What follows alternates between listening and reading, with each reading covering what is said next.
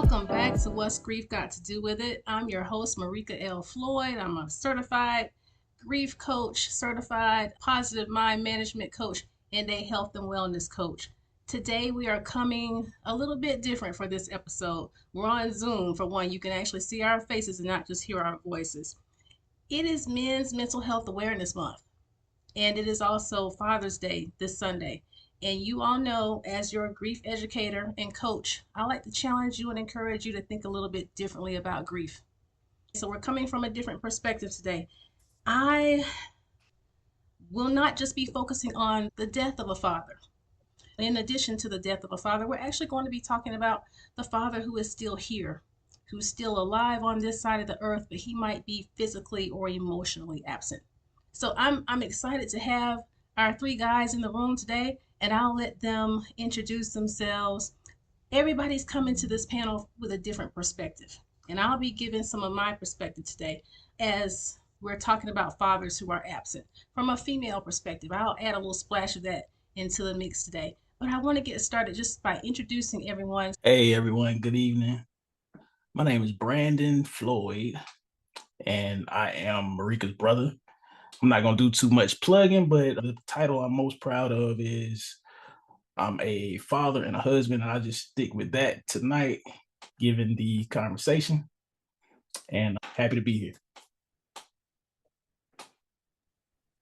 And I'll follow my brother Brandon. My name is Consuelo Hodges, aka Coach C. I'm a retired U.S. Army Lieutenant Colonel, combat veteran, and leadership coach, pastor, author. And for more than 25 years, I've had the privilege of just leading and developing people in the military and in corporate ministry spaces. And I'm excited to be here with Marika again because I believe in what she's doing. I believe grief is important to our community. I think that space is an under-tapped space, and I think it's a great demand for not only ministry leaders, but for everybody. Because the one thing we all got in common, whether we realize it or not, is grief.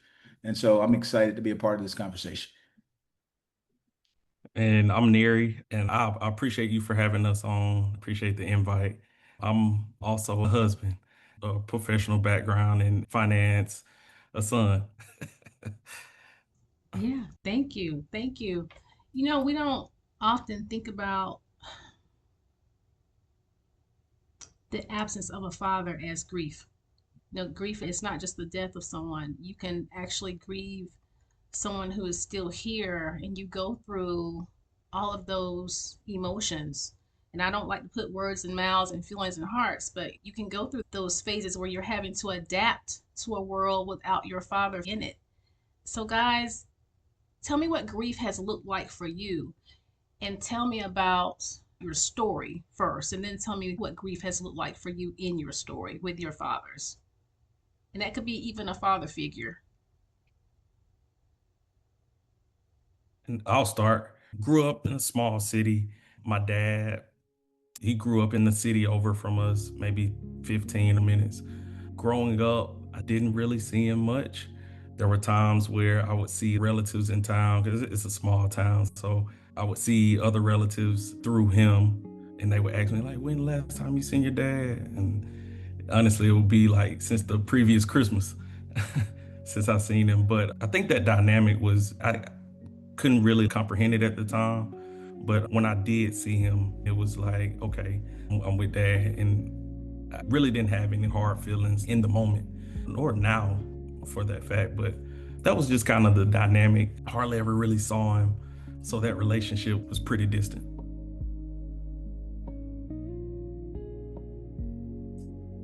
I'll go next.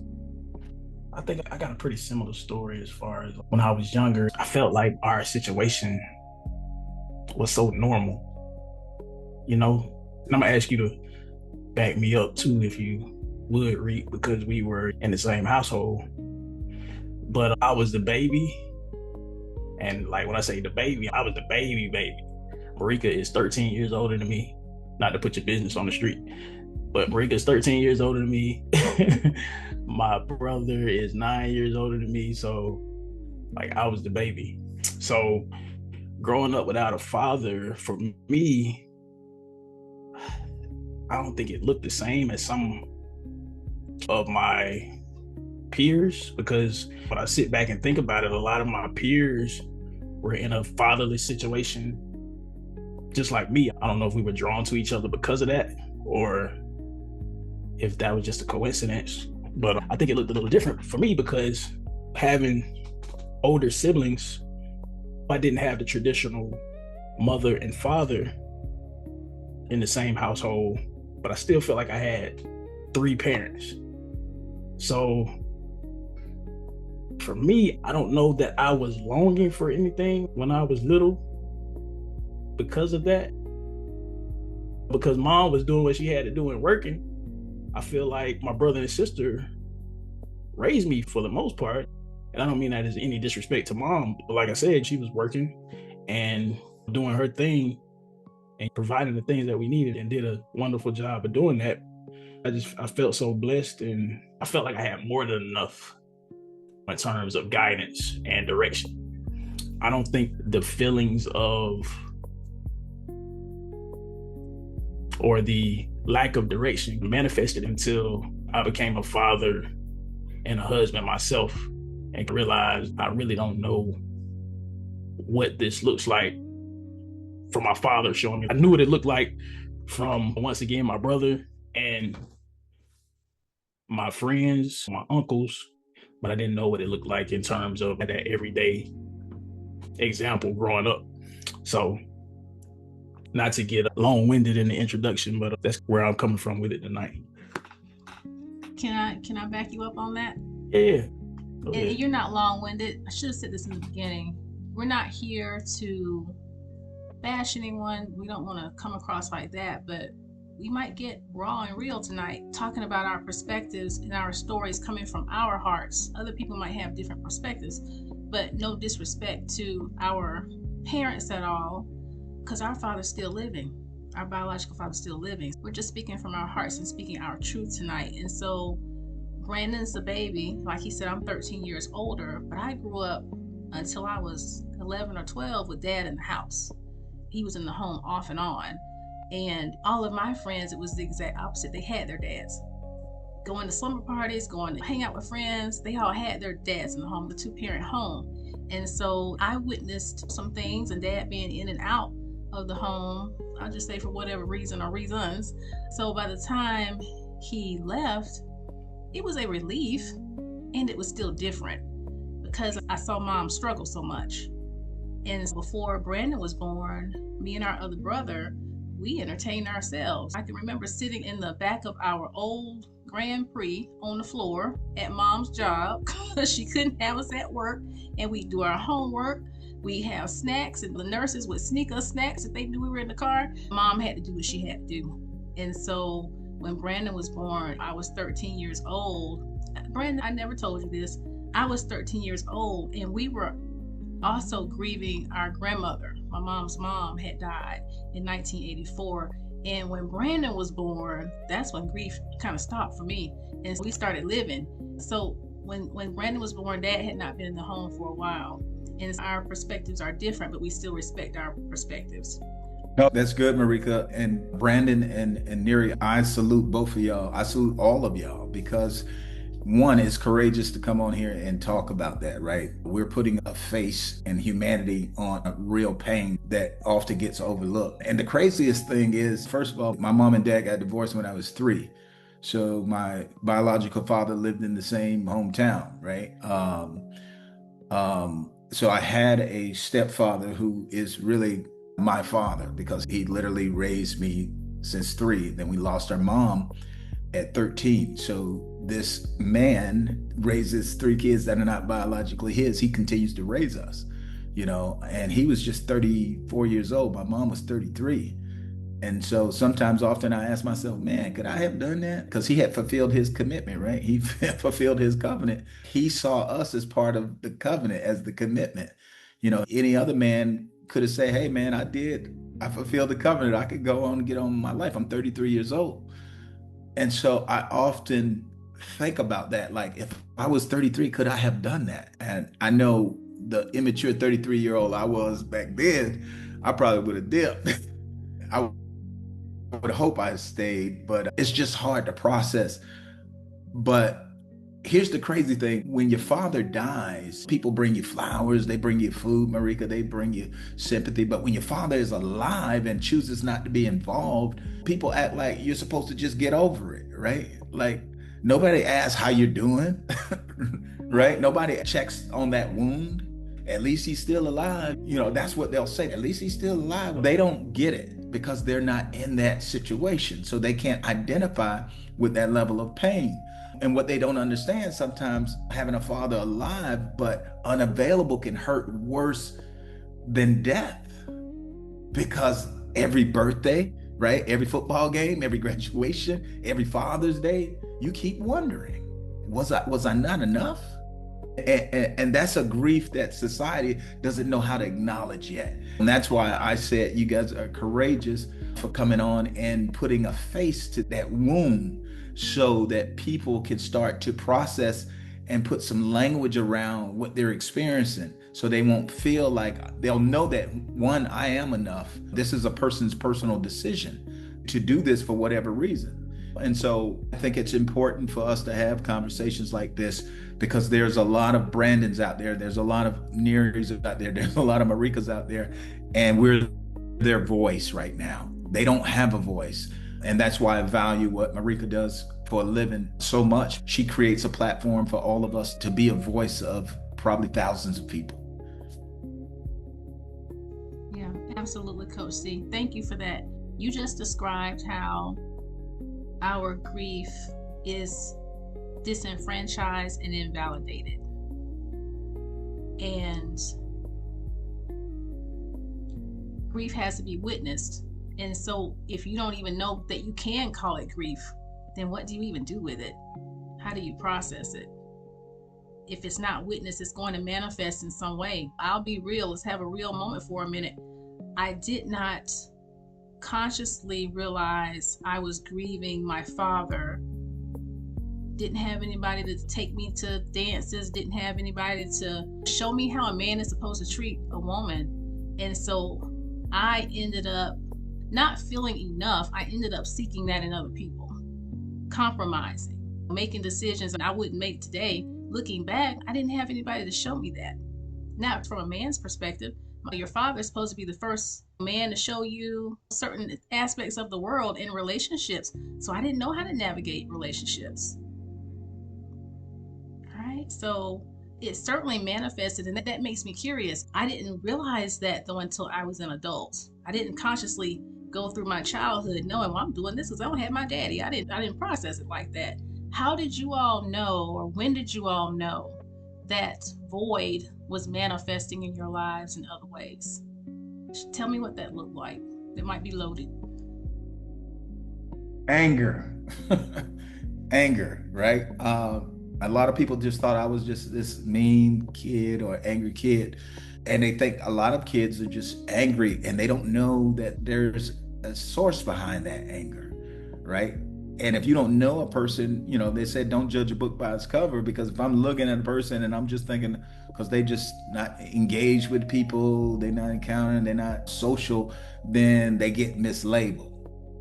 And nobody takes the time to say, is he angry or did something happen that caused him to feel this way, right? And for decades, you can literally be angry for decades because there's nobody explaining it. So you learn to grow on the go with it.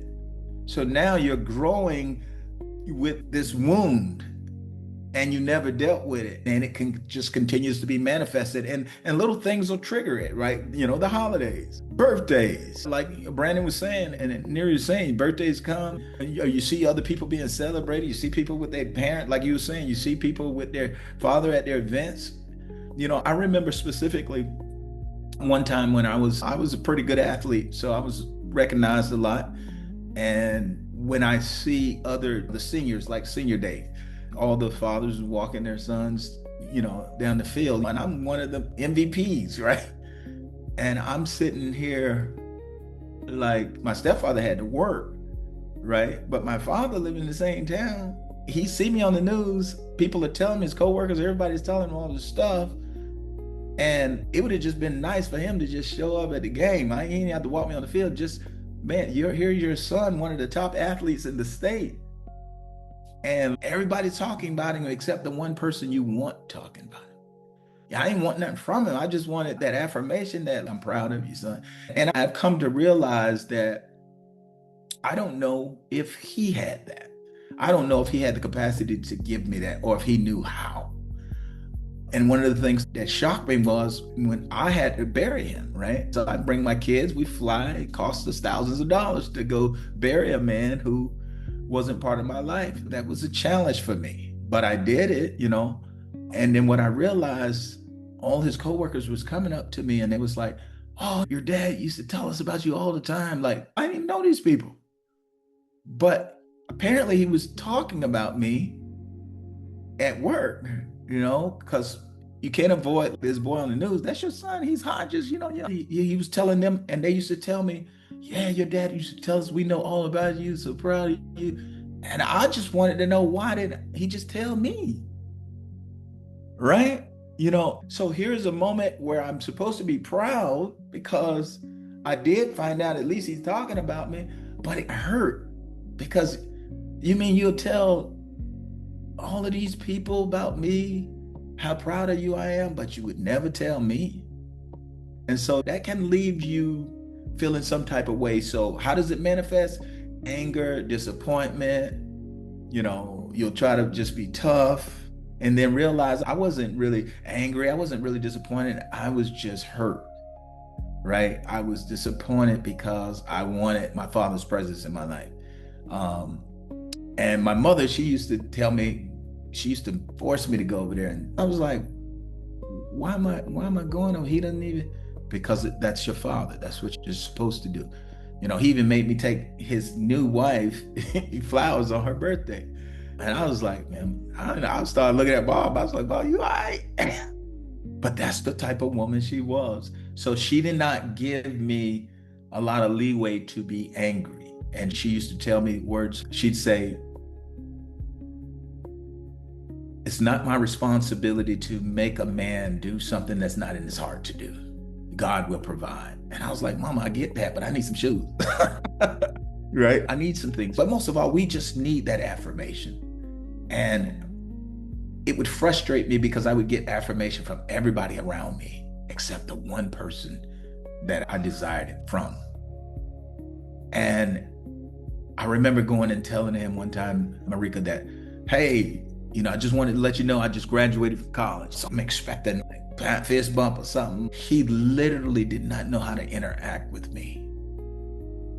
And that hurt, right? That hurt. It's almost like I gotta kill this need or expectation from him because every time I get my hopes up that he'll see me, he just don't know what to say. And I had to conclude he really literally don't know. The older I got, God started to show me, hey, what if he really just don't know what to say? So I used to just give him grace and I was just like, hey, I just wanted to come by and tell you, hey, I graduated from college. And he would kind of deflect and he was like, well, what are you doing the rest of the day? And I was like, no, it was me. I was always having to drive the conversation. It was like he didn't have anything to say. So yeah, so it'll manifest in ways that we cover it up, but people will see, people closest to you, they'll know that, hey, something's off. Something's off. Because I'm usually a high performance, high energy guy. But man, it's almost like anytime I encounter him, it's just like, it's just this big old high just come down crashing. Yeah. Takes the wind out of your sails. Yes. It's supposed to give me some wind. You know what I'm saying? I'm excited, but now I'm having to train myself to have no expectation. Just to protect myself from being let down.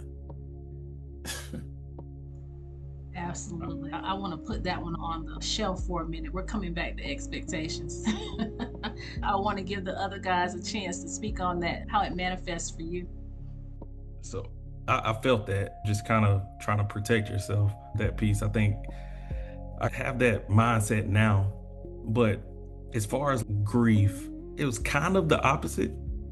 I'm a super positive person, super optimistic, Friction, I'm avoiding it at all costs. I've kind of trained myself almost to, all right, it is what it is. A spade is a spade. Honestly, almost taking it at face value. But as far as processing that grief, I don't think I had the chance to really process that grief. Growing up, I had a grandfather in the house. At one point, we lived with my grandparents. My uncles, although they lived in a state over, I used to stay with them during the summers. So that was huge. Kind of gleaning from like friends' parents. But I guess it took me like really, really growing up to, honestly, after my mom passed, like just sitting in my thoughts and just trying to connect the dots on what is it that I want. Because I don't think I ever really fantasized, I want this from my dad, I want that from my dad, because again, I did have that support. Church groups, men group as well, Crusaders. But I just think I didn't know how to really process it at the time. But then as I got older, my mom passed, I sat down with myself and was just trying to think and connect the dots through those things. And now that I look back, I see or understand why I did certain things. And it was because of that. So one example, in high school, we had a Black teacher, coach, and he used to come to school every day, polo down, or suit and bow tie. He used to be clean. And honestly, I kind of saw that from afar, even before I got to high school. And that shaped what I wanted for myself. So I felt like that was a form of, or how I interpret it now, looking back on it, is, I just wanted something to look up to or something to glean to. But as far as grief, I don't think I really processed it. I mean, I've teased the thought of like, okay, what if this would have happened, or what if that would have happened, and he would have been there a little more than what he was. I just kind of go back to something that my pastor mentioned. Since God is sovereign, he didn't create the absence of your father being there, but maybe God would rather you deal with the pain of his absence than the consequences of his presence. So I just live by that. And again, I don't know if I've really grieved that from my perspective. Neri, it sounds like when you describe it is what it is, I have a positive perspective. It sounds like it's acceptance. And acceptance doesn't mean that you like it, agree with it, feel good about it. It means that you know the reality of what's in front of you, and you still choose how to show up in that. So you know certain things about your dad, what you're going to get and what you're not going to get, and you position yourself accordingly. And sometimes some of us get there quicker than others, but it certainly does drive the way that you show up in life. It drives how you think, feel, and move. That's what it sounds like happened for you, that was helpful for you. Yeah, good stuff, guys. And I feel like I need to be taking notes while you guys is talking, man, because I hit so many good points. First thing I want to start with is I want to just kind of back Neri up on just the person he is. We've been working together for a few months now, and the positivity he talks about and his outlook on life, you almost like under exaggerating it, bro, because when I tell you, even though professionally you came in learning from me, you've taught me so many things in these past few months and made me so much better at my profession that, man, I can't thank you enough. So yeah, I wanted to back you up on that. Then I want to hit on something else you talked about. Well, I just say this. I didn't even, until you approached me with the idea for this episode, I didn't even know you were allowed to call the absence of your father grief. I wouldn't have thought that you could characterize it as that. I think as men, and especially as Black men, and Coach, you hit on this a little bit as well. I think we're expected to take everything in stride. We're expected to be strong in the face of any type of adversity, I feel like. So as far as how the absence of my father has manifested itself, I don't think I even knew I don't even think I knew how to characterize it until these past few years. You know, being a father, like I said, and being a husband, I didn't know I was grieving, you know, until tonight, really. You know what I mean? Like now that y'all are talking about it, I'm like, well, I've been grieving, you know, in my own way, you know. And I remember a conversation we had not too long ago, Reek, and I was telling you, like, yeah, man, we were talking about the idea for this podcast, and I was saying, yeah, I can't wait for that, and I can't wait to come on and talk about it. And you told me something, and you said your exact words were, well, I want you to come on and talk about it from a healed space. And, you know, when you said it then, I'm like, yeah, you know, it ain't something that bothers me or something that I think about often. And it's not, I don't think about it often, but I just realized, you know, while the guys were talking that I may not be healed. And I don't know, like, is there how do you define being healed from this? Because at the end of the day, if I do all the work, put all the work in, like, he's still gonna be absent. And I'm still, even as a grown, excuse my language, a grown ass man, I'm still going to be missing that example. So, like, how do you even heal from that if it's a continuous thing? You know what I mean? So, you know, as far as how it's been manifesting itself for me, and I think you guys, and I thank you guys, like you and Mikey in particular, for being everything and more that I needed to navigate through that growing up. But it almost,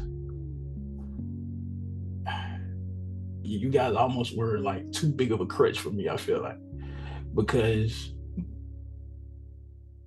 as I stated earlier, I don't think, like, just growing up, I just felt like I had an excess of love, and I didn't feel like I was missing anything. You know what I mean? Like, especially when you guys were still in the house, like, every day was an adventure, I felt like. Like, from the movies we watched to the music y'all put me on, to I even look at some of my best friends. Some of my best friends are you guys' friends. You know what I mean? So I wasn't forced to even face the fact that I was missing something in a father up until now, becoming a father and a husband myself, and not only a father but a stepfather. You know what I mean? So, like, I didn't even realize I didn't even know what I was missing. But I do want to, before I go any further, I do want to shout out the examples I had, just in case they watch this. And I mentioned my brother.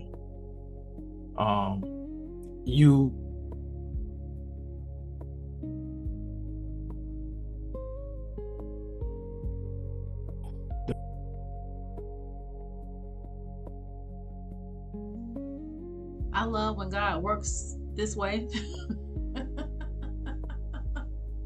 And he reveals so much that has to be addressed and healed, and we take the information and we can choose what to do with it. Okay, Brandon, you cut out on us when you said you wanted to thank our brother Mikey and me. You're thanking those who have shown up. Yeah, man, the devil is a lie. He is a liar. That's right. But yeah, my Uncle Sean, our good friend Neil Lewis, who came into my life at a time where I needed to see the example that he was as far as raising kids and being a husband. And so many more great guys kind of helped shape the way I parent and the father I am, the husband I am. So I wanted to say that before I go any further. But yeah, I'm realizing that I maybe need to work on that healing process. You know what I mean? Because like I said, it's such a new feeling. I didn't grow up feeling that feeling because of my situation. But as an adult, I'm being forced to look that in the face. And as absent as dad was sometimes, I felt like dad and I had a pretty good relationship as far as similar personalities. Both of us like to crack jokes and you know what I mean? We always connected over stuff like fishing and cook cars, stuff like that. But as of recently, the last couple of years, I've just found myself not necessarily wanting anything or that much to do with him. And I think a lot of that is just because I'm seeing as a father and raising kids, I'm seeing like I'm getting a firsthand look at the stuff he walked out on and chose not to be a part of. And then what he chose in place of being a part of that is something I'm not able to respect, because I look at it and I'm like, you succumb to that temptation as I see examples of it, and I'm faced with the same challenges, faced with the same things myself. Like, you succumb to that temptation, or you chose to not stick around and work through this problem, you know? So I found myself just feeling that lack of respect for how he chose to deal with his marriage and, you know, the similar things, you know, just the common things that I'm going through. So yeah, like I said, I'm realizing now that I may need to look at what that healing process looks like. That's good. That's good. Let me tell you why I told you what I told you. Then I'm going to come back to the pattern, the generational pattern in our family that really stops. It stops somewhere. I did tell you I want you to come from a healed space, because I couldn't tell you at the time. God had to reveal that to you, the space you were in.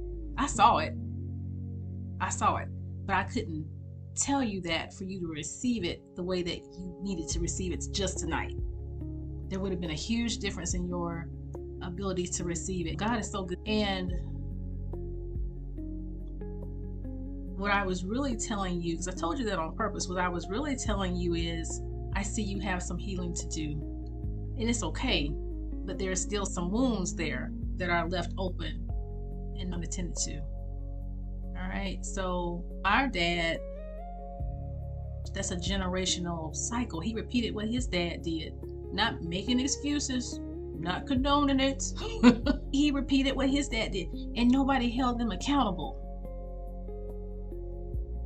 Nobody held them accountable. Not that I know of. You can't make a grown man do what you need a grown man to do. But from my perspective, there wasn't enough accountability. From the stories that I've heard about our granddad, there was not enough accountability. Right? And they have this tough exterior where you can't tell me nothing. And if you do, there are going to be consequences. And so we're talking about generational patterns and cycles. Although dad wasn't in our lives, you and Mikey are the total opposite. So the buck stops here. That generational dysfunctional buck of not being present for your kids, it stops here in this Floyd family. All right. And I'm so proud. I look at you guys every day and I'm so proud to be your sister, to witness the way you raise your kids. And so I saw, when you talk about dad choosing, you succumb to this temptation, to witness him be present for another child that's not us. It has to pull at you. And to do it in your face. In our faces. And then to try to force that relationship with that child on you. Yeah. You know what I mean? Yeah. That's tough. Yeah. And we tried to shield you from a lot of that, you know? And listen, I was caught up in the whole psychoanalytical approach. It's not the little boy's fault. Let's not turn our back on him. It's not his fault. I didn't want him to feel rejected and abandoned. He didn't ask to be here and ask to get here the way he got here. But that was still tough. Even to be torn between respect for my mama and he got this little boy here. So it was messy. It didn't feel good. But I'm going to tell you one thing, and Brandon, you and I have talked about this. One thing that helped, and Coach, you hit on this. One thing that helped with me, I'm going to take the expectations off the shelf. I had a deep conversation with my dad when I was in my 20s because our mom's dad, our maternal grandfather, had just died. And I can't remember the exact conversation, but I just remember when I say I went OFF, capital OF to the F, I went off on Daddy, off, because he said something. I felt like he was telling me what to do, and how in the world can you tell me what to do? You hadn't been here. You can't tell me nothing. One, I'm grown. Two, I'm mad. And three, you hadn't been here. I remember how that conversation with me cursing him out the way that I did, I didn't have peace with that. And so I had to go and make that right. And when I was in the right headspace, I remember telling him, hey, we can't change the past. We can't take it back. But I just need you to stop shooting me the bull, please, when we have a conversation. Give it to me straight, and I can have more respect for you when we talk. And from that day on, our relationship changed. Now, it's not perfect, but I feel like even now at 52 years old, I can tell him how I feel about things. And I had to tell him too, hey, stop asking me if I've talked to other son. Stop asking me if I've called him for his birthday. I don't know what his birthday is. I tried to have a relationship. He acts like he doesn't want. I'm done. But stop, like you said, brother, stop forcing that on me. Let that materialize organically if it's going to. So I just want to expound upon that, and not to just get into like a daddy bashing thing with me and you, but a lot of family dynamics are similar as far as the foundation of it. And I see a lot of families make that work. You know what I mean?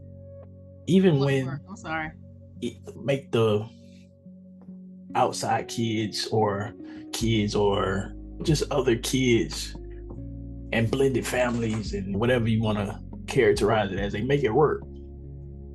Even when it comes about as a mistake, I've seen people still make it work. But I think there has to be a foundation of truth involved to make it work. And I think that's one of the things that I'm finding myself really not respecting as I'm getting older, is that it hasn't been any truth involved in it. Like all that covering up and scandalizing. Like at this point, we grown. Why are we still covering up and scandalizing? And you try to force a relationship with one son, but we not acknowledging the others. You know what I'm saying? So like, where is, I don't know. And that's just one of the things that I'm not respecting. Like it all could be, like Lauryn Hill said, it all could be so simple. Like if there was truth involved in it, you don't even got to be this messy. You know what I mean? And I need my bail, because that's it. That is what changed my relationship, because there was a level of honesty. Yeah. But I held him accountable. I changed my expectations. You can't go back and change what has happened, but in order for us to move forward in a healthy way, we have to have hard conversations. It might not be comfortable, but don't come at me dishonest. Don't come at me with any lack of truth. I can already pick up on it anyway. If you want to have a healthy relationship with me and your grandchildren, let's just be honest. And you're right. And I want to shift it here. How does that level of foundation, how does that foundation of honesty change or a level of dishonesty? What role does that play? Has anybody else experienced that? What role does that foundation of honesty play for you? It plays a huge role. That's the core. You hit it on the head. If there's no truth, The truth, the Bible teaches us the truth sets you free, right? So if the truth sets you free, what does a lie do? It keeps you in bondage. It destroys the foundation. You can't build on a lie because it's just going to take a matter of time before the lie comes to the light. Everything's done in darkness is going to come to the light. So, hey, it happened. People were young. They were untrained. They had poor models. We get that. So that's the truth. And I don't know why people are so afraid of the truth. I began my healing process when I realized that, hey, did you have it all together at that age? No. Was you close? Probably not. Did you ever try to build a foundation on something that wasn't true? Yes. How did it work out for you? Not well. And so we have history, we have a track record that when we're honest, strong things can be built. But when we're deceptive or hiding or being sneaky for whatever reason, then it's a weak foundation. Now, the problem is who's standing on it? How many generations of people are standing on that? I want my grandchildren to stand on a line. I don't want my great-grandchildren to stand on a line. At some point, somebody got to take charge and just build a new foundation. Because if not, the whole entire family from generation to generation is basically going to collapse under this lie because the truth is going to come out. And I just respect a level of honesty. And when you're young, do you see the value of that? No, because everything when you're younger, it teaches you, hey, they don't need to know, right? They're not mature enough but they mature enough to go through all this pain and this hell. Like, did you consider that in your equation? Like that they're gonna grow up, and at what point do they get mature enough to know the truth? Right? We should be knowing the truth from as young as we can. If I'm 3, I still want you to tell me the truth. If I'm 4, I'm 4, because I'm building my life off of this lie. And so what do you think gonna happen when the truth come out? All of the top of the building gonna come down. And I'm living in that building. My people I love live in that building. And so the truth is foundational. There's no next generation without the truth. And that's a scary thought, that you can literally destroy an entire generation of people on one lie. And here's the thing, somebody know the truth. So I'm looking at everybody now. Everybody's suspect. Because you was there, you was there, you was there, you was there, and y'all all colluded in the name of protecting us? Did y'all forget we were gonna grow up and learn the truth for ourselves? Right? And so now we're dealing with something that we as children should have never had to deal with it as adults. And they don't know how that's why I tell people, I say, when you make a mistake, I tell my son this, I say, when you make a mistake, who does it impact? He said, well, if I'm 21, it's just me, Dad. I'm a grown man. I can make a decision. I own it. I took responsibility. I say, okay, you take responsibility. I say, when something bad happens and they lock you up, I say, who are you going to call? He said, what do you mean? I'm going to call you and Mom. No, why are you calling us? You just told me when you grown, you 21, you take responsibility, you own it. But Jed, you just told me you're going to call us. You think we budgeted for your poor decision? No, we didn't. We did not put in the budget that you was going to make poor decisions. So don't call us because you grown, remember? Well, I didn't think about it like that. So now he was able to see the second, third order effects of his poor decision. I told him your poor decisions affect anybody that love you. It's not your decision to make. It's not your name to discard, right? I don't own that name. So my mentor used to tell me, he had this conversation with his son. He told his son, he pulled out his checkbook and he told his son, I'm going to write you a check. And I want you to take this check and I want you to go to courthouse and I want you to change your last name. He was basically buying him out because he did not want him to ruin the family name with his behaviors. And his son took the check and he ripped it up and said, Dad, I'm not doing that. He says, well, become my son. And he did. And sometimes you have to take hard extremes to make a point to people so they can see that that name is bigger than you, right? There's people went through hell to protect that name, not for you to just make poor decisions and throw the name away and then let other generational kids grow up in the shame of what you've done because you feel like you've grown. And so I think about that as I raise my children. And I think about that, how I live my life. You know, what kind of name am I giving them? What kind of name are they going to have to grow up under? And as a father, yes, he wasn't there, but I still have to take ownership of that name. And so I got a personal responsibility. I'm restoring this name. You might have mishandled this name, but I will restore this name. I'm going to break this generational curse. And that's something that I take personally. I could have easily went and changed my name to my stepfather's name, but it's not my name to discard just because he wasn't being accountable to the name, right? There is a Hodges, and the Hodges name will go down in history and be respected, not because of you, because you already made your choices. I get to make my choices. And so, yes, it is a foundational. The truth is everything. We can't live without it. You said something, Coach C, and I'm going to let somebody else have the floor. There is healing in the act of making a decision. You're deciding to do something different, to break that curse. Brandon, there's healing there.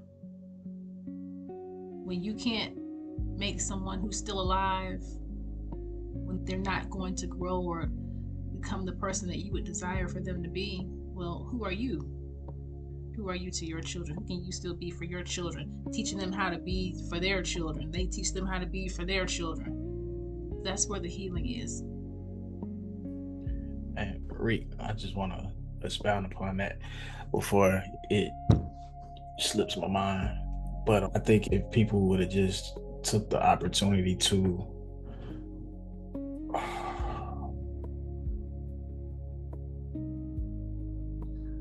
speak truth, like they would have realized there would have been a level of understanding that they probably weren't expecting. And Coach, you said this, we all been young, you know, we all been in our 20s, and like the line between going the route I ultimately chose and the route that he chose, it's so fine. Like I could have easily been on that side. You know what I mean? So if you would have just chose to live in the truth, you would have realized like, hey, there's just a lot of understanding that is being thrown back your way. You know what I mean? Because I know like how easily my life could have been different if I had just made that left turn instead of that right turn. Or if I had just stayed out a couple of more hours instead of coming home. Like my life could have easily been similar. So a lot of this stuff, it's a shame so much time has been lost because it really wasn't even that deep. So yeah, it's just unfortunate.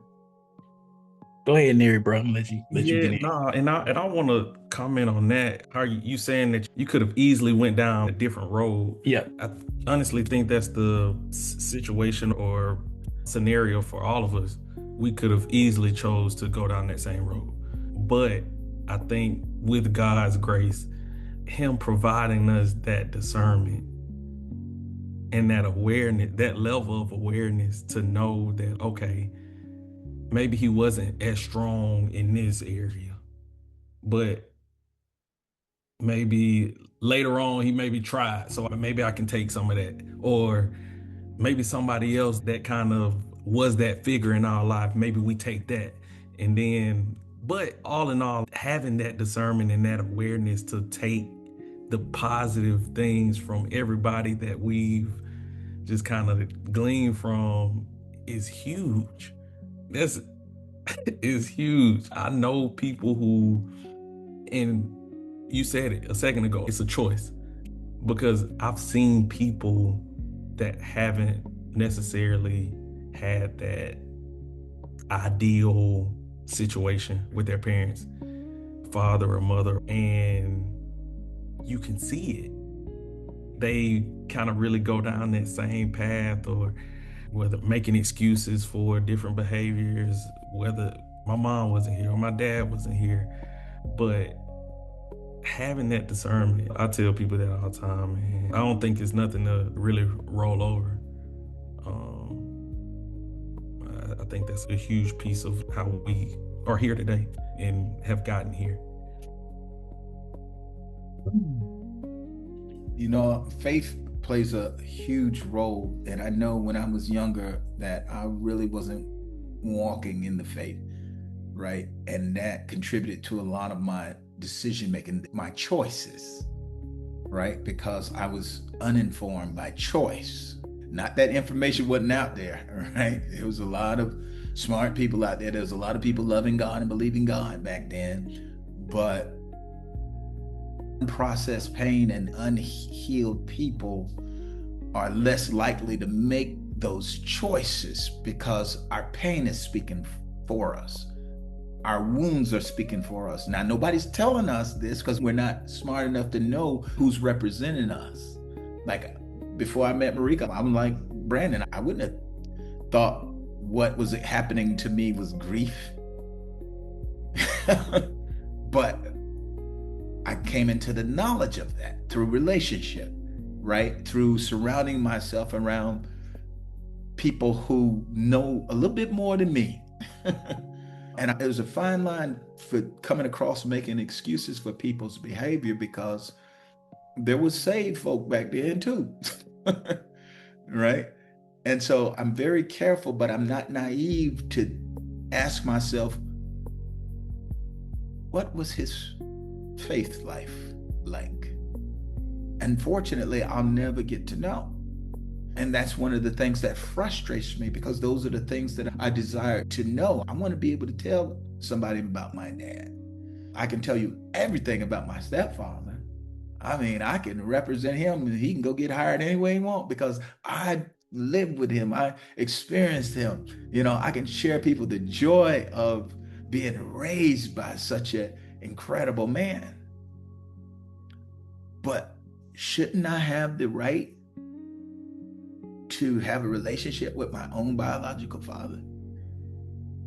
Shouldn't we have that right to ask him questions to find out more about why I'm the way I am? I took the initiative. My mother made sure I took the initiative. But the problem is, even when you take the initiative, it's painful because it's like talking to somebody and not getting nothing back. You're just like, why do I got to always take the initiative? You older than me. Like, you grown. Why I got to pull love out of you? Right? A child shouldn't have to pull love out of a parent. Like, that's unheard of. So now what does that do with a child? Now he thinks everybody he meet, he got to pull love out of. So now his relationships are dysfunctional. Right? Because he's trying to pull love out of somebody because nobody taught him, hey, slow down. You don't have to pull love out of him. Well, what am I supposed to do? She's not responding. So that's what I had to do with my parents. I had to pull love out of them. I had to act out. I had to get loud just to try to get their attention. Hey, you got a child over here. You know? And so now we wonder why certain people function the way they function, because they've been practicing it for a long time and nobody ever told them, hey, stop. You don't have to do it that way. That's not how it works. And then we want to throw all the males away now because they don't, the pool is bad. I can't even, they dysfunctional. I can't connect with another dysfunctional person. But Has anybody ever asked them how did they get that way? Right? I'm not saying you got to hold space and you got to lose yourself to try to understand somebody else's dysfunction, but at least it explains, it don't justify the behavior, but it explains some of the behavior. And at least we can point them to people like Marika and other coaches and counselors and psychologists to get aligned with their thinking so that they can live the best life, so they can be a better father, so they can be a better human being. You know, and so I just thank God for those leaders, like you said, Brandon, in my life, who slowed me down and say, hey, young man, I've been watching you, and that's not, you don't have to do that. You don't have to pull love out of people. Come here, let me show you how to love. And then they just give you a hug, right? And then they say, hey, won't you meet with me next week? And then they sit with you and they hold space for you. And then they become that mentor, they become that model, so that when you grow up, you're not bleeding on somebody's child, right? You're not mishandling somebody's child in the future. And so I thank God for all of those men who held space for me when I didn't understand or see anything wrong.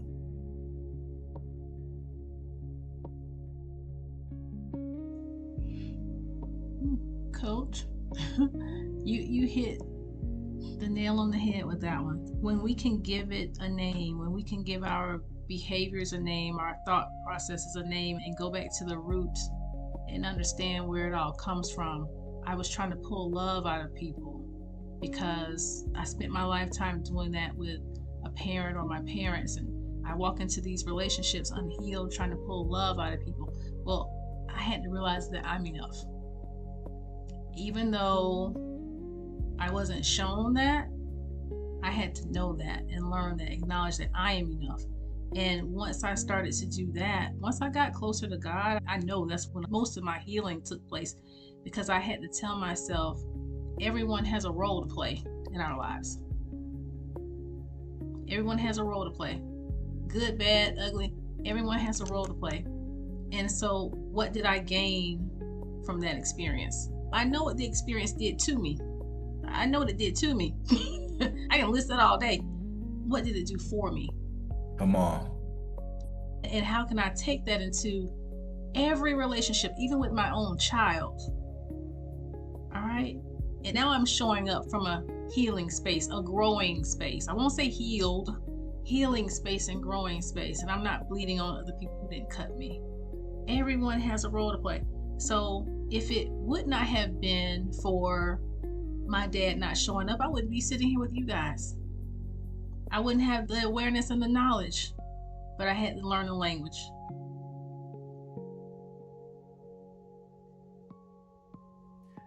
Can I go back to something that Coach said as well? And it's really like hit me deep when you said this. And I think this is the one thing that's probably holding up my healing process. Why do I have to be the one to start the conversation? And like you said, Coach, you being my dad, you've lived so much more life than I have. Like, you are the father. Like, you are the big age of 70 something years of age. So why aren't you the one starting this conversation? It would mean so much to me if you would just approach me and tell me, hey son, I messed up.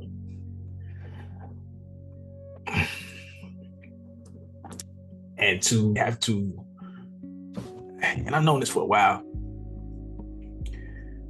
but to have to accept the fact that, at the age of 39, that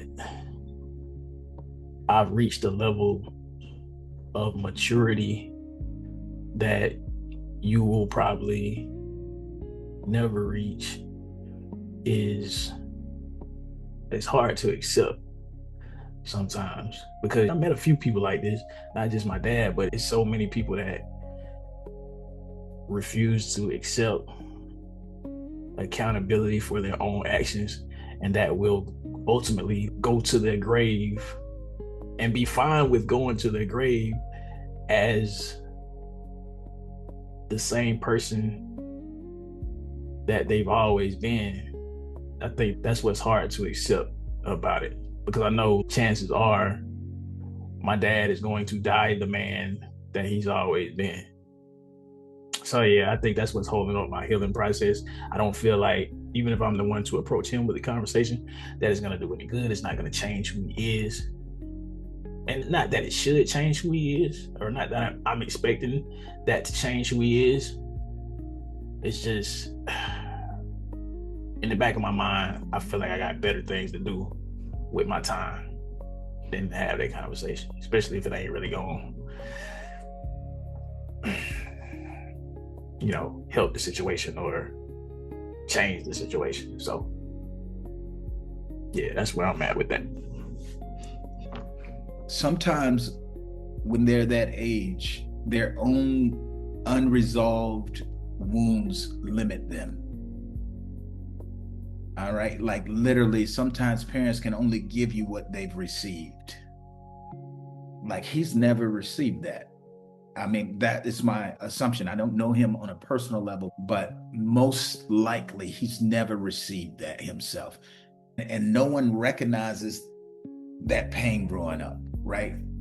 And then if he was never taught emotional awareness, I mean, think about what a 70-year-old man was really taught. Like, emotional awareness is really kind of a new concept here in the last 20 years or 10 years or so. And if he's never been taught any type of emotional awareness, many men, especially older men from those generations, they was raised to just provide and to protect and solve problems, but never to identify and discuss feelings.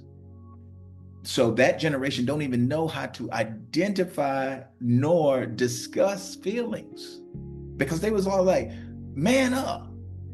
And so in his brain, he sees pain differently. So he may believe that giving you space, watch this, and staying silent and just expecting you to be strong. So if I give him space, I stay silent, he'll be strong because that's what I did. That's what I did, and I'm okay. And they really believe they're okay, but they're not okay. And so now we have this expectation for somebody who's not even okay. And that's what gave me the grace, right? For me, as I grew up, to give him grace and understand, like, man, the older I get and the more wise I get, the more mature I get, I realized, like, he didn't even know how to hold space for me. And now I'm grieving that. I'm grieving that this man lived his whole life and no one ever taught him how to hold space for his children. Right? It's a tragedy for a man to die never being taught how to see his own kids. He only could see you from his lens. And his lens is, oh, that boy be all right. I ain't gonna go bother him. I ain't gonna go track him down. I ain't gonna, because that's how I grew strong. But is he really strong? No, he's miserable. Because he's wondering why my kids feel this way. He was like, make it make sense. And so now I'm having an expectation for somebody who don't even know. It was like one day my stepdad, I love him. But he was carrying so much by himself, raising 3 kids, and none of us are biologically his.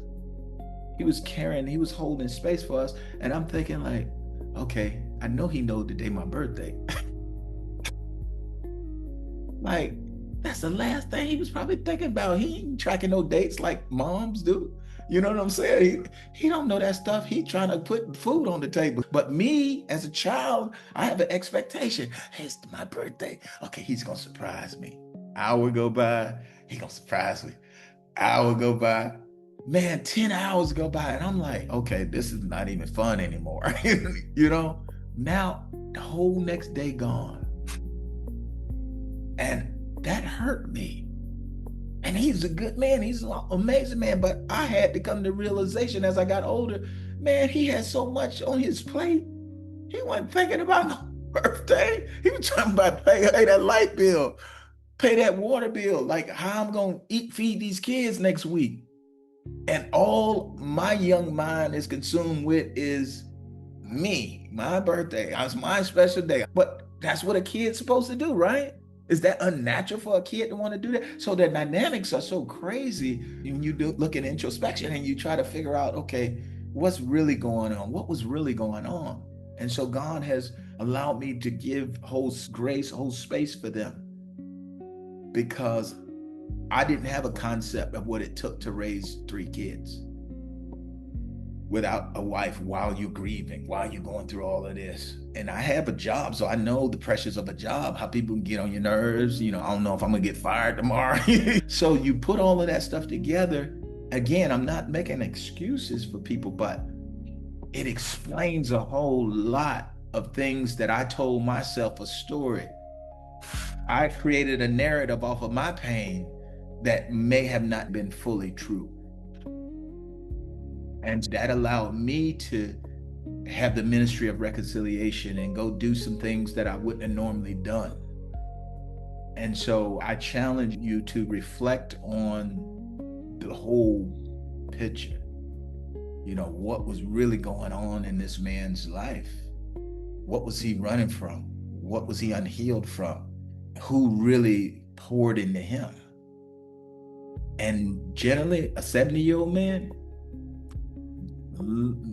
they lived in isolation. They suppressed a whole lot of stuff, and it wasn't a whole lot of people pouring into them, and they wasn't feeling church all the time because that was a place of accountability. So just keep those things in your mind as God work out his grace through you to not excuse him, but explain for you. Because now it no longer becomes about him. It becomes about how you view what God wanted you to see in terms of, because that's where your closure is going to come from, God, not man.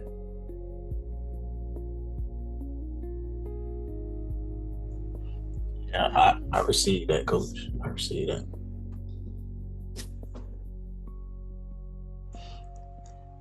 I want to shed some light. Before I say this, Brandon, I acknowledge I am not you. I acknowledge you are not me. So I'm not telling you how to grieve. Hear me Talk on to me, that. baby. Talk to me. I'm not telling you how to grieve. Our dad, and I'm not excusing him either, but this is what has helped me heal over the years. Our dad was raised in a home where his dad was also in and out and had another family on the other side of town. And there was no accountability, and he idolized that. And it was normalized for him. So I don't know how he felt being a child on the other side of the railroad tracks and your daddy's over there with his other family. He ended up doing the same thing. All right, it was idolized and it was normalized. So this is what I had to tell myself. I know that if our father dies before me, I do not want to take any unprocessed pain, emotions. I don't want to take any pain with me to my grave. If he dies before me, I don't want to live the rest of my life with regrets. Oh, I wish I could have talked to him. I wish I would have said Come on, that part. I did that for me, because me working in this field, and I talk to so many families who have all of this unresolved pain and stuff, and they can't go back and talk to their people because they're gone. I didn't want that to be my story. I wasn't going to give the enemy the satisfaction of me living the rest of my life with all this pain that can't even be processed. So I didn't put the ownership on him, on our dad. I put it on me. And when I tell you I sleep like a baby, I sleep like a baby ever since I've done that. And my expectations of him changed. I didn't expect our dad to grow up or be this healed person and to make up for time lost. No. But I can take the relationship that we do have based on the information and the awareness that I have, and I decide to make it what it is. Because listen, if I'm expecting him to show up for me emotionally, I'm going to be disappointed. He's not built like that.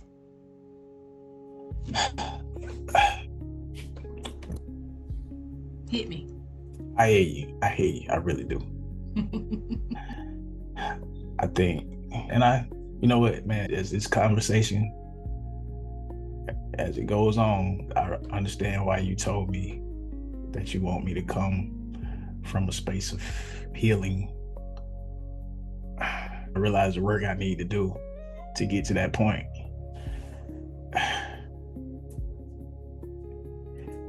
But man, I just feel like our father he a different breed of cat. You know what I'm saying? That's a different dude, man. Like, and I'm asking you this, and you know, if he watches this, like I said, I don't want to make it seem like I'm bashing him, but I'm asking you this as my sibling. Can you point out like one positive thing that he has provided you with, or even the world with?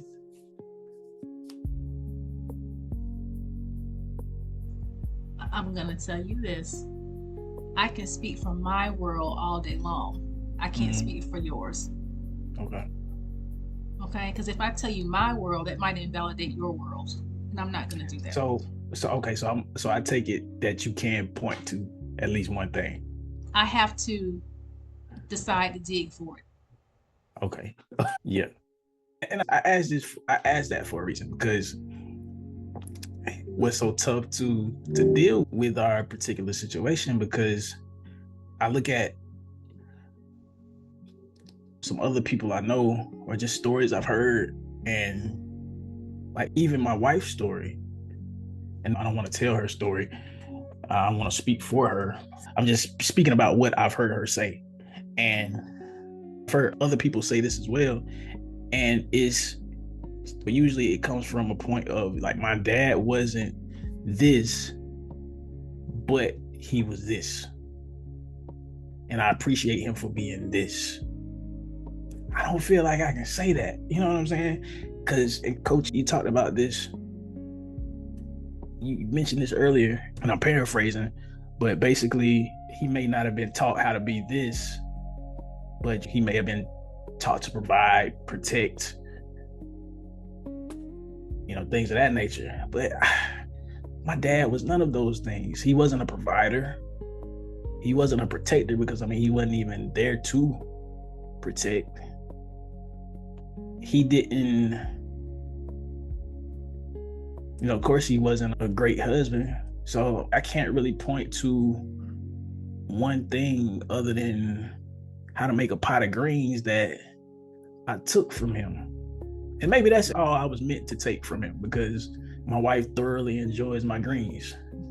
But other than that, man, let me say this, Brandon. Let me say one thing. Let me just say this. Go ahead. And I love the question. It's a real question, because I was challenged with a similar question on the day that I was asked to bury my father. And I had a choice. And I always go back to the word. It said, honor thy mother and thy father, because it affects your longevity. And I said, what am I going to say in front of this church? But those that know me know this man wasn't part of my life. So the church was in anticipation. What is this colonel going to say in front of his father? I, full military, went out there and I made a decision. And God showed me. I said, God, what do you want me to say? I said, listen, I don't know the details surrounding why my dad left my mom when I was 3. But what I do know is that at some point in their relationship, they loved each other. And I was produced. And for that, I'm thankful. I will forever be thankful that at a point in this man's life, he loved my mom, 1, and they consummated and they had me. I was born. This man gave me life. I wouldn't be here. I wouldn't be wearing this uniform. I wouldn't be in front of you. I would be nowhere in existence. So if this man didn't give me anything in the whole world, I'm gonna honor him because he gave me life. And I left it at that. It was one of the most challenging days of my life, because I'm faced between speaking on this man for the last time. There's going to be a time where you're going to have to speak over this man's life for the last time ever. And you're going to have a choice. And I said, I'm going to caution on the side of honoring this man, because that's what my faith tells me to do. Not what my feelings, because my feelings was on a whole nother level, right? My feelings wanted to say something else. But I had to remember, I don't just get to represent me. I represent my Father, my Heavenly Father. Lord, what do you want me to say? Not my will, thy will be done. Because if you leave it up to me, I will mishandle this, God. Because this man hurt me. This man didn't fight to be in my life. And he was living within a 10-mile radius. I had to pursue him every single time, my entire life. It's not one time that I can remember that he pursued me, that he wanted to see me. But I measured, do you want to be here? Does being here weigh more than him doing nothing? And I take being here every single time over that. Because I didn't need him to become who God planned for me to become. I would have loved for him to be a part of that process. But God had already took care of all of that. Because God had work for me to do. And I wouldn't be able to do none of that work if I was full of resentment and full of anger and hate, because now I would reflect that in my purpose on earth. And I had made a vow, I'm going to reflect the love of God. And God said, if you're going to reflect the love of me, it starts with loving him. And so I loved him enough to honor him during my last opportunity. And I said, man, even in death, this man costed me money. Sometimes you got to just laugh this thing off, because it doesn't matter anymore at the end of the day, because the devil wants me to live in anger and pain and all of this other stuff, because he wants to attack our purpose. And I can tell that you're going to have a great impact in this earth. And I hope you're getting what you need tonight to start that journey. Yeah, absolutely. Absolutely. Absolutely. Brandon, I know one thing your dad gave you. I know one thing. Speak to me. And I'm seeing you live it every day. His absence taught you how to be present. Yeah. Neri told me the same That's thing. good. That's good. Yeah. I love that. Neri told me the same thing. So that's my purse, what they say sometimes. Your worst leaders teach you what not to do. Yeah. Absolutely. Definitely. Absolutely. No, that's definitely my perspective. Like all the things, and like I said earlier, just I'm pulling, like, okay, he did this, I don't want to do that. All right, so he did this, okay, he did that, like, so that's honestly been my perspective. Like you said, your worst leaders make you better. I mean, and having that discernment again is the world. I think with my dad, just again, so I think it was growing up, I might have seen them during Christmas while I'm in elementary, middle school, or whatever. And then as I gotten older, we tried to create more of a relationship. So I would go over there maybe for a few hours. He would bring me back home. But even now, we talk on the phone every now and then. But Coach, to your point, is me trying to call. It's me putting forth that effort.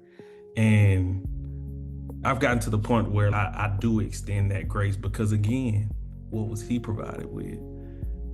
So that's always in the back of my mind. And even talking to my siblings who have tried to talk to him and tried to get help, I live through them and from that aspect and try to keep my peace. And maybe I could do better in that, but I live through them from that aspect because they make it known. But I've allowed him that grace, or I've exercised that grace to him, knowing that, okay, his father wasn't the best. Again, as well as taking the positives and negatives and making me the person who I am today. And I love something Brendan said earlier, that he didn't miss his absence because he had people in his life that, I think maybe I don't know which one of y'all said that, but I think that's so key, because it's not like I was this thirsty kid out here, you know.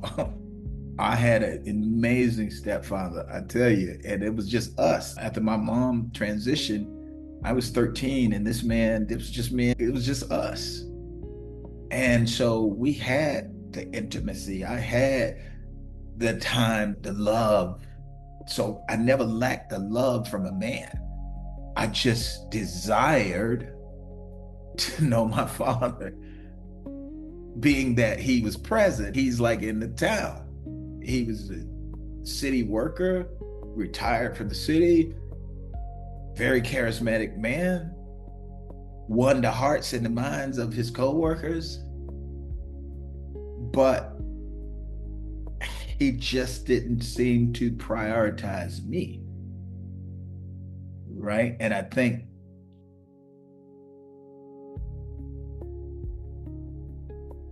a part of me, I don't even know what part of me, what I was wanting from him, other than just what a child should expect from his father. After a while, it didn't even matter anymore, right? But deep down inside, at least that's the story I told myself, until we started talking about it. And, you know, Marika has this unique way of pulling you into this experience where you think you cool and you solid and you whole.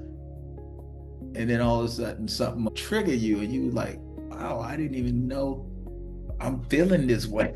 And I'm feeling like I'm about to, like, is that grief? Is that what that feel like? Like that, when you wake up that longing. So it's like it's sleep. You know, it ain't bother me until I'm in a forum like this or a setting like this, and then we're talking about it. And then I'm flooded with these emotions. Like I can feel that wound still. I was like, is this wound fresh?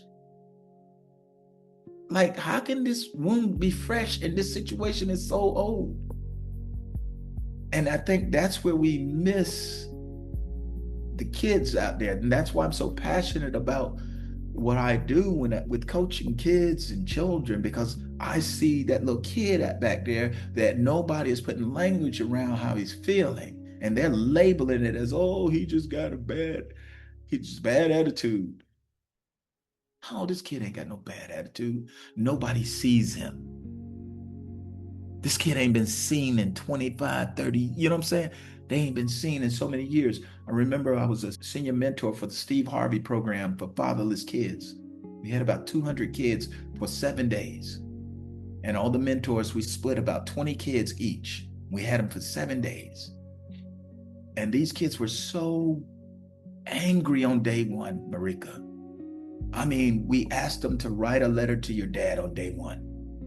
The goal was to write a letter to your dad on day one. What would you say to him? And then at the end of the week, on the 7th day, you write another letter and see what changed with all the interaction with men and fishing and doing man stuff and father stuff and just pouring into them all week. That first day was the most painful day I've ever seen in my life. These children literally wanted to kill their fathers. They was right. If I see him, I said, if you could talk to your dad, what would you say? I'd kill him. I'd shoot him on sight.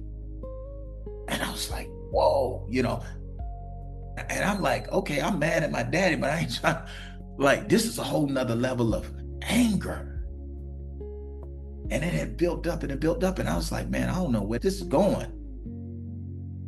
And then we got them to look at the letter they wrote on the first day and the forgiveness letters they was writing on that seventh day. And they were able to write forgiveness letters to their father. And it was like one of the most beautiful things I have ever been a part of, to see 200 children writing letters. And we do this every year, different cities. And while we're doing that, the mothers are at another location getting the same type of healing and counseling. And then the goal is to unite the mother and the child together at the end of the week so they can go back home whole and healed, living in forgiveness. And we need more things like that. We need more stuff like this, you know. And I'm just believing God is going to do so much with this broadcast, Marika, so that we can continue to expose this pain and these wounds and this grief that has been muted. It's been suppressed. Nobody wants to talk about it because it forces you to get to the foundational stuff like we talked about. It forces you to get to the truth, and nobody wants to be accountable.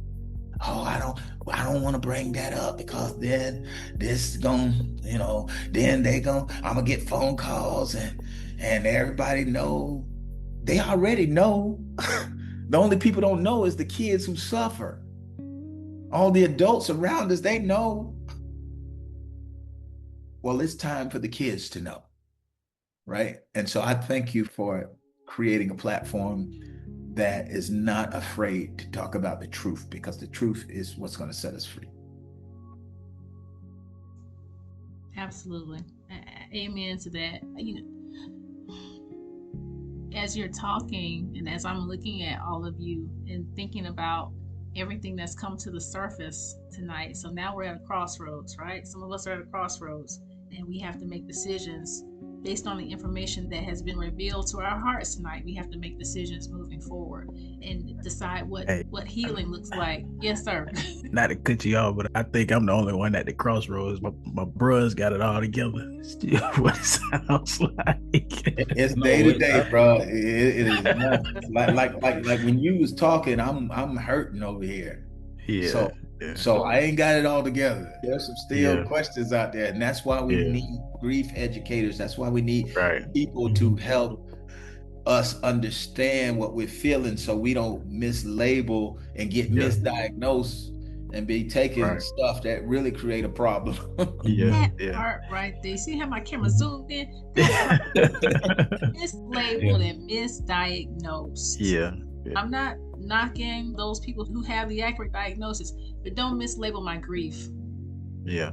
Don't try to give me a pill for something I need to process. Now you got me out here really crazy, seeing things. Yeah.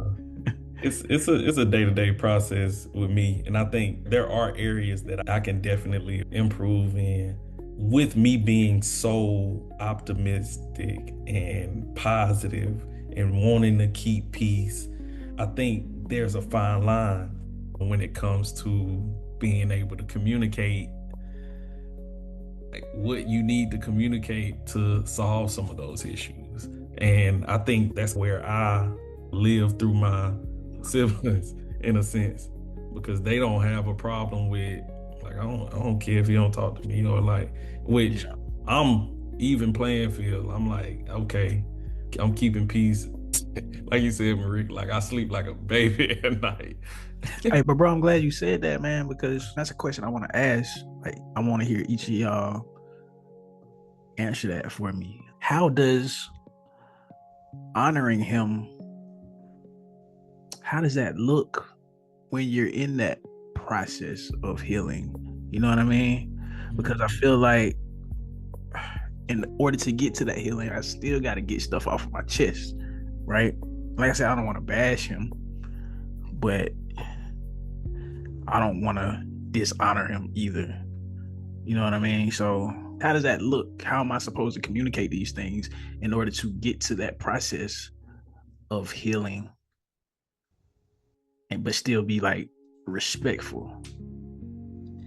I'm going to tell you this. What's going to be necessary is for you to honor your feelings, to validate where you are, yes, we know you're not bashing. You're being honest about how his absence impacted you and still impacts you. You got to be honest with yourself first and validate that space first. And then as you're doing that, in your grief, I told you grief has to be witnessed. As you're witnessing your own grief, even if he won't acknowledge it or be accountable for it, you'd be amazed at what you do for your healing process when you tell your grief, hey, when you tell little Brandon and adult Brandon, hey, I hear you, I see you.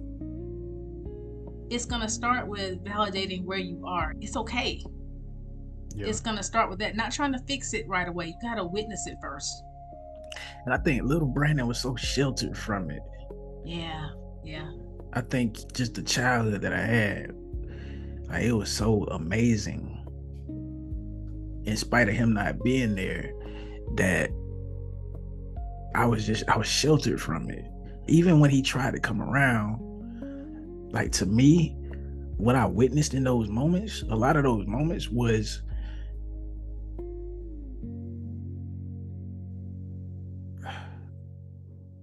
it led to the feeling of, like, hey man, just stay over there, stay where you at, because when you come around, you cause chaos and you disrupt the amazingness that we got going on in our household. You know what I mean? So I was so sheltered from it. It is really just now, like, I'm just now being forced to deal with a lot of these feelings.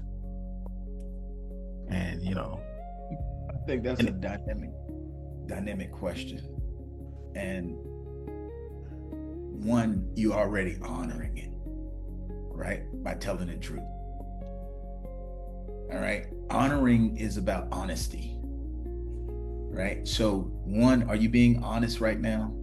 Yeah, you're telling the truth about your pain. So you're honoring him.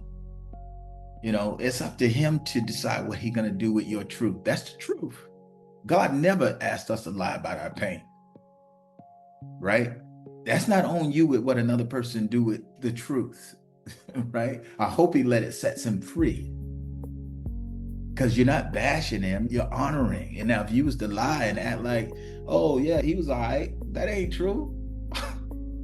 So now you're dishonoring because you lying about it. Refuse bitterness, right? Don't let bitterness become your identity. When you do that, you honor him, right? Because now you're acknowledging that the hurt is real, but you're not allowing the hurt you're not building your life around the hurt. So look at the life you got now. I don't know if you have kids now, but whatever you're doing with your life, you're building your life around the truth.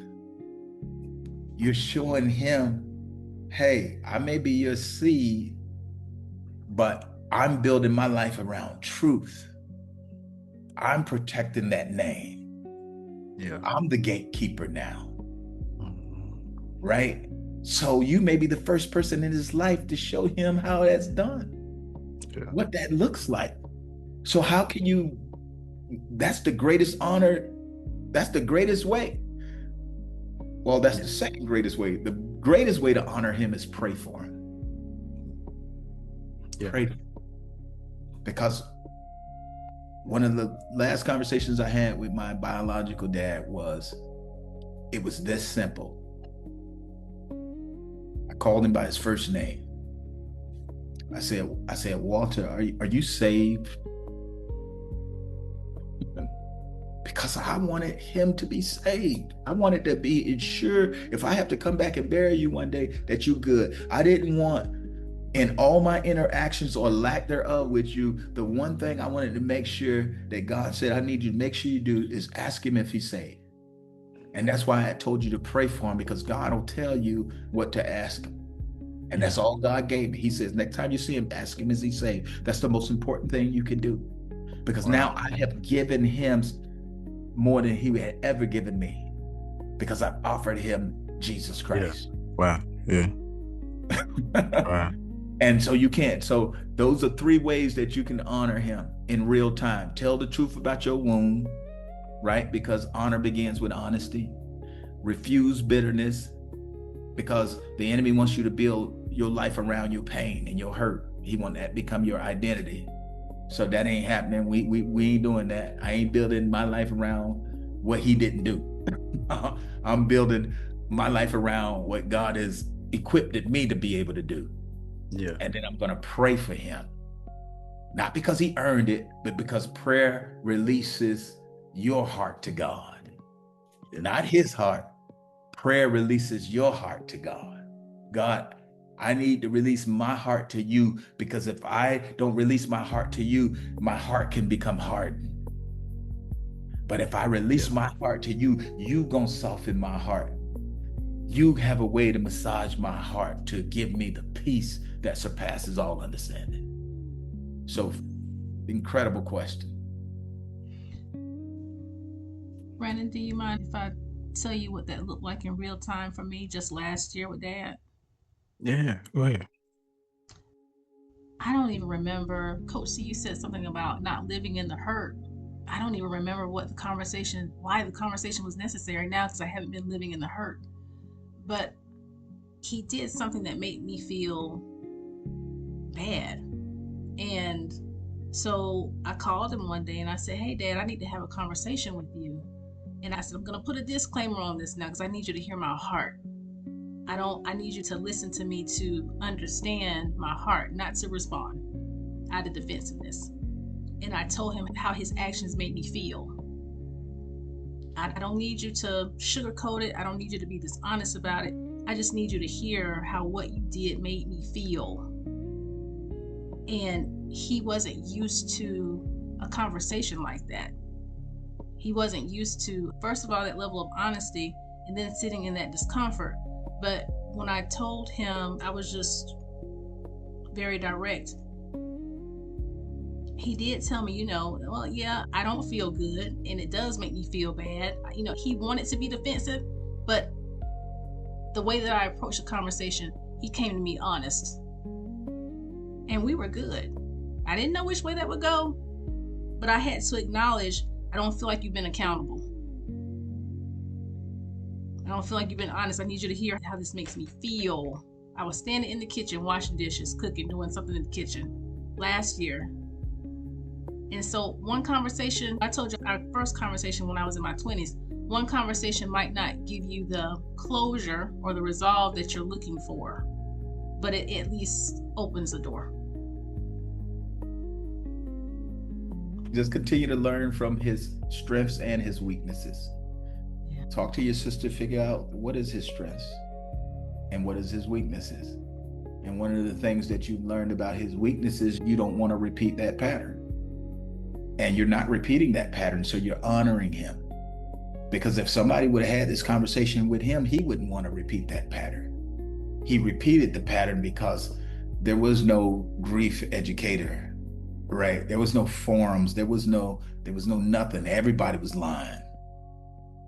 All right. And people were normalizing lying back then. We still unpacking lies, but people been gone for years. And the new generations are unpacking like, what? I ain't even met this man and I'm part of the lie. And so I'm super excited about y'all future, man, because, it's conversations like that set us free. We think that it's going to take some kind of miraculous thing. No, it's just take honesty. It takes truth. It takes sitting down.